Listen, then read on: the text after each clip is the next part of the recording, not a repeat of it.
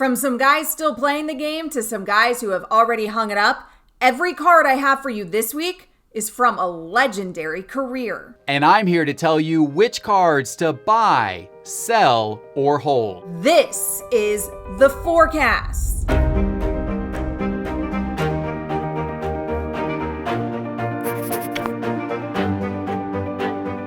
Hey guys, I'm Amber Wilson. Thanks for hanging out with me again on another Thursday here on The Forecast. So you guys know the drill by now. You commented under the YouTube video and you can do so again today. Comment right below. We're looking at your comments. You let us know who you want to hear about on The Forecast. And we take note of all of your suggestions. So this week, I've got 5 cards from you, all from your suggestions. And it just so happens that some of these guys are still playing the game. Some of these guys have retired, but all of them, even the ones that are still playing, they're all already legends. So I've got 5 legends for you today on today's episode of The Forecast. Now, I want to remind you, if you haven't done so already, I don't know what the hell you're waiting for, but please subscribe to the channel. You hit the bell icon. It's free. It's super simple. And then you won't miss any of our content from week in and week out. Also, before I hop into it, I want to remind you that this episode of Sports Card Investor is brought to you by our friends at eBay, your #1 spot for cards and collectibles, with the largest inventory of sports cards from basketball to soccer and from buyers from all over the globe. eBay is the leading place to buy, sell, and invest your cards.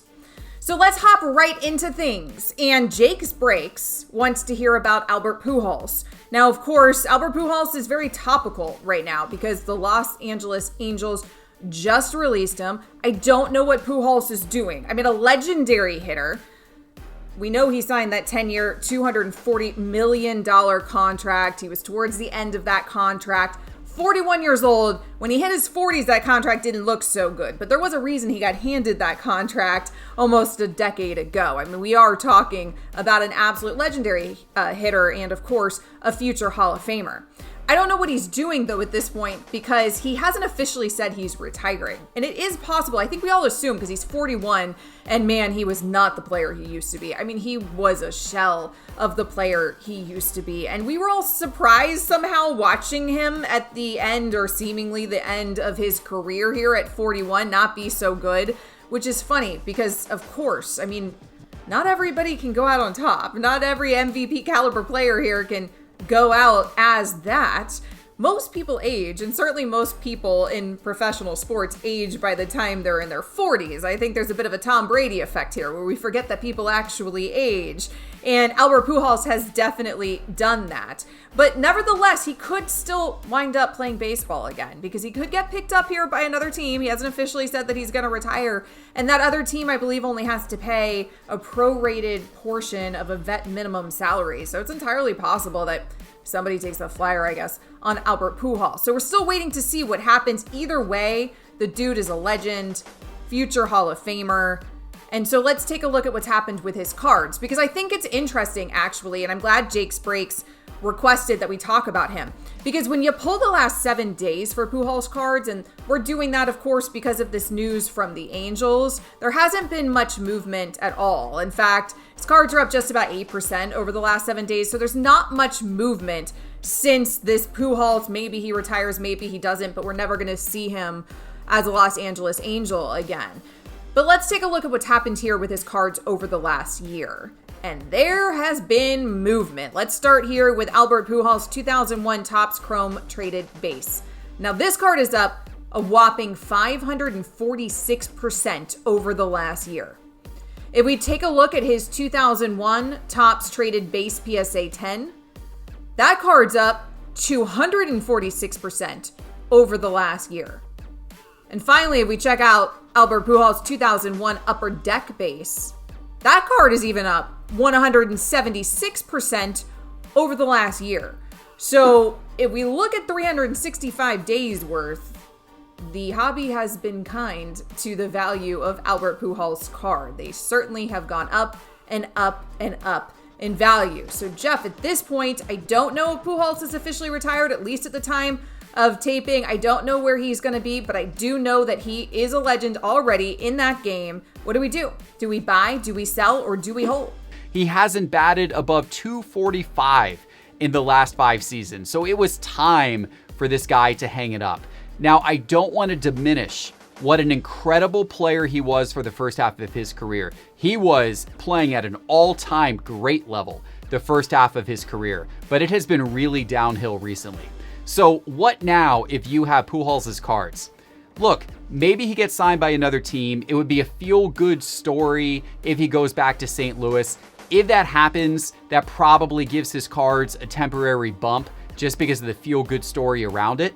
And if that happens, I'd sell, because his cards are still up significantly from where they were even back in December and January. In fact, they're more than double where they were in January. And his play doesn't warrant that. I think, honestly, you could probably sell his cards if you see another little bump here in the weeks ahead if he gets re-signed. And then you could probably buy him back in a year or so at a lower level. His cards are eventually going to be a good long-term hold because this guy probably will be a first ballot Hall of Famer. But until you get to that point where the Hall of Fame is like coming up for his induction ceremony, between now and then, I'd ride the market. Maybe there's some opportunity to sell and then later rebuy at a lower price. So from one guy coming towards the end anyways, or maybe he's at the end of a legendary career, to another guy in the midst of a legendary career. Derek G, he wanted to hear about Mike Trout. So let's talk about the best player in baseball, right? As usual, here we are early in the season. He's already very early MVP candidate because he's Mike Trout. And that's how it goes. Now, he was actually very emotional speaking about Albert Pujols. He was very emotional about the departure of his teammate. Pujols was his mentor. He was very broken up to see him go, to see the game kind of pass him by. But I assure you, Mike Trout will be just fine because he's that good. So let's take a look here at Mike Trout's cards. Now, his Topps update is by far the most popular card over the last 30 days. There have been 60 transactions of his card. Second most is the 2011 Bowman Draft Chrome PSA 10 with 18 transactions. So there's been a lot of movement here on Mike Trout's cards. One of course, Major League Baseball's greats already, and we're seeing that greatness. He may even be greater this season, which is hard to imagine. So you can also imagine that in the hobby, Mike Trout's cards are very expensive. That's what that means. So let's take a look at his 2011 Topps Update PSA 10. Now, his Topps Update PSA 10 is averaging nearly $4,400 over the last 30 days. So we are talking about an expensive card. Now, the value of his card is down about 10% over the last 30 days. So nothing crazy, but it's down a little bit. But again, these cards are very, very expensive to begin with. Mike Trout's having a heck of a season already. So what do we do here, Geoff? Do we buy, do we sell, or do we hold? My biggest knock on Mike Trout is that the Angels are horrible, and they have been horrible. And it's so sad because Trout is an absolutely incredible all-time great player. If this were any other sport, Trout would be getting killed for the fact that his team is not winning. A football player whose team is consistently horrible, it doesn't matter how good that quarterback is. If his team is consistently horrible, he's going to have a bad stigma in the sports card world. A basketball player, same deal. Doesn't matter how good he is. If his team can never, ever even sniff the playoffs, that basketball player, his ceiling of card prices is going to be limited. But look, baseball is different. Baseball is seen as more of an individual performance game, and people are really into the statistics. So people still love Mike Trout, no matter what happens with the Angels and the fact that they may never, ever make the playoffs again. I wish they would. I would love to see Trout in the playoffs. It's probably not going to happen anytime real soon, it doesn't appear. But even without, I will still say I think Trout is still a good buy because he's still a good long-term investment. His numbers are incredible. He's putting up MVP-ish numbers again this year. You can't go wrong with a guy with that level of production in the sport of baseball specifically. I'm a buy with Mike Trout. So from baseball to basketball, and now I get to talk about one of my faves, one of my guys. Now, Pisto13, he wants to hear about Dwyane Wade. Over there, that way. It's very confusing. You're looking at a camera and it's backward. Over here, D-Wade, he wants to hear about my guy, the owner of the Utah Jazz. I don't want to talk about that portion of it.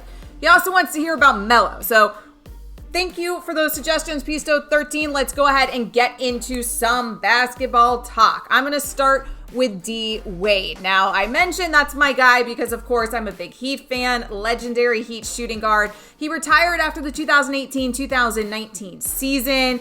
He averaged 22 points per game in his career, 5 assists, 5 rebounds. He has a 16-year-long career, a 13-time All-Star, and, of course, a 3-time NBA champion for the Miami Heat. So let's take a look at Dwyane Wade's cards because I think it is interesting to note here, or at least important to note in the hobby. D Wade's killing it on TNT, right? And I mentioned that he's the owner of the Utah Jazz. We don't like to talk about that down here in Miami, but the point is, he's having quite the career after his playing days in basketball, and that keeps him visible. And sometimes visibility really matters in the hobby, even if the dude's not still playing. And of course, we are talking about a Hall of Fame caliber player here and a legendary dude. So let's take a look at Dwyane Wade's 2003 Topps Chrome Refractor PSA 10. Now, taking a look at the refractor first, that card is up 255% over the last year. 255%. If we look at his 2003 Topps Chrome Base PSA 10, you can see that here as well. That's up 60% over the last 365 days. So both of these cards up very significantly. Again, a legendary career, but a dude who's still very much in the public eye, in a very public, high-profile relationship with Gabrielle Union, had his hands in a bunch of different stuff, and is certainly staying on the forefront of the hobbyists' minds in terms of his presence on television. So Geoff, what do we do here with Dwyane Wade? Do we buy, do we sell, or do we hold?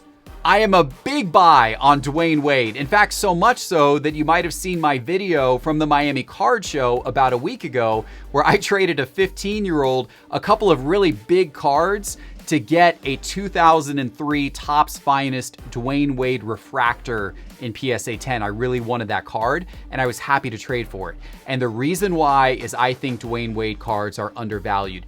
His cards are selling for 13 times less than his draft counterpart and former teammate, LeBron James. And look, I get it. LeBron is, yes, the much greater player. Yes, LeBron is an all-time great. But Dwyane Wade was a pretty darn good player as well. Dwyane Wade's got rings. Dwyane Wade is a very likable guy. He's a good businessman. He just bought into the Utah Jazz. And oh yeah, Dwyane Wade is going to be going to the Hall of Fame in 2 years when he becomes eligible. So the fact that his cards are 13x less than LeBron right now, to me, there's room for those to certainly go up. I am a buy on Dwyane Wade. Now, D Wade was drafted in 2003. So was LeBron James and a guy named Carmelo Anthony. And whoo, what a hell of a year that was for the NBA draft. So Pisto13, he also wanted to hear about Carmelo. Let's do some Melo talk. Now, he's still playing, of course. He's had a bit of a resurgence here at the end or towards the end of his career with the Trailblazers. So you love to see it with Melo. He is really, honestly, back doing well when a lot of people thought Melo was washed. And of course, he had a very tumultuous few years there, and now he's killing the game with the Trailblazers. So I am interested to see here what's happened to his cards because of that. We're talking about one of the all-time great scorers in the history of the NBA. We are talking about a Syracuse Orange legend, if you care about that sort of thing. His best years were with the Nuggets and the Knicks, but I mentioned resurgence of his career of late. So let's take a look at Carmelo Anthony's 2003 Topps Chrome Refractor PSA 10. Now, that card over the last year is up 444% in value. So this little resurgence that he's having here with the Blazers is very good for his value in the hobby. If you look at his 2003 Topps Chrome Base PSA 10, that card's up 126% over the last year. So anyway you cut it here, Carmelo Anthony's cards, they are on the rise. So Geoff, with Melo, what do we do? Buy, sell, or hold? I am not the biggest Carmelo Anthony fan at all. For some reason, that guy has always rubbed me the wrong way a little bit. I don't know what it is about Carmelo, but I do still like his cards. I was telling you that Dwyane Wade's cards are selling for 13 times less than LeBron's. Carmelo's are selling for 32 times less than LeBron's if you compare their 2003 Topps Chrome rookie cards to PSA 10 to each other. 32 times less than LeBron. And yes, Carmelo is not the player that LeBron James is, but you know what? Carmelo is in the top 10 all-time scoring in the NBA. Top 10 all-time. He deserves to be a little more than 32 times below LeBron in card prices. I'm a buy on Carmelo Anthony. All right, I got one more for you, and Sean Anspach wanted to talk a little football. So let's do some Larry Fitzgerald talk. Now, obviously an all-time great NFL receiver. He has spent his entire career with Arizona. Arizona reportedly wants him back. I don't know what's happening here yet with Larry Fitzgerald. He hasn't, at least the time of taping, hasn't made an official announcement whether he's going to play again, whether he's retiring and hung up for good. Either way, the dude, over 1,400 receptions, almost 18,000 yards in his career, 121 touchdowns in 138 games. Larry Fitzgerald, one of the legendary receivers in the National Football League. However, his cards really haven't gotten a ton of action here lately. I mean, it's the off season. We don't know where he's going, quite what he's doing here career-wise, so maybe that's why he's maybe just not on the forefront of minds right now in the hobby. But if you look at his card over the last year, you'll see more movement here in terms of value. Let's take a look at Fitzgerald's 2004 Topps Base PSA 10. Now, over the last 365 days, that card is up 248% in value. So you have a pop here in card value when you're looking at a year's time. So Geoff, with Larry Fitzgerald, what do we do here at this point? No decision yet on 2021 in terms of his career, but what do we do? Do we buy, do we sell, or do we hold? We don't know if Larry Fitzgerald is going to be back this year or not. If it is announced that he comes back, maybe his card prices get a little bump as a result. But the truth of the matter is his production last year, not so good. His production kind of fell off the map. Now, this guy is an all-time great, though, and it's incredible the run he had with the Arizona Cardinals. And the Cardinals, by the way, are an intriguing team right now. I am expecting the Cardinals to continue to progress this year, Kyler Murray to continue to progress and get better and better. So I really do hope Fitzgerald comes back for one more season. But I don't expect a lot from his performance even if he does, so that's not the reason why I would be buying his cards. The reason why I'm a buy on Fitzgerald is because the price of his rookie cards is pretty low, considering how incredibly low population they are. His 2004 Topps rookie card in PSA 10, there's less than 200 of those in existence. It is a pop count below 200, yet that card's only going to set you back less than $500. If you compare that to what some modern players are selling for, some players from the last few years whose pop counts are going to be 10x those Larry Fitzgerald cards, to me, it's a good value. And because of that price and pop count alone, I think it is a good buy to get Larry Fitzgerald rookie cards. So there you go, 5 legends for you on today's show. And of course, all of those were your suggestions in the comments. So do it again today. Suggest who you want to hear right below this video, what cards you want to hear about. Let us know. We'll try to get to them next week. We really, really appreciate it. We'll give you credit if we end up taking any of your ideas. So keep them coming, guys. I love to see it. And of course, as always, happy investing.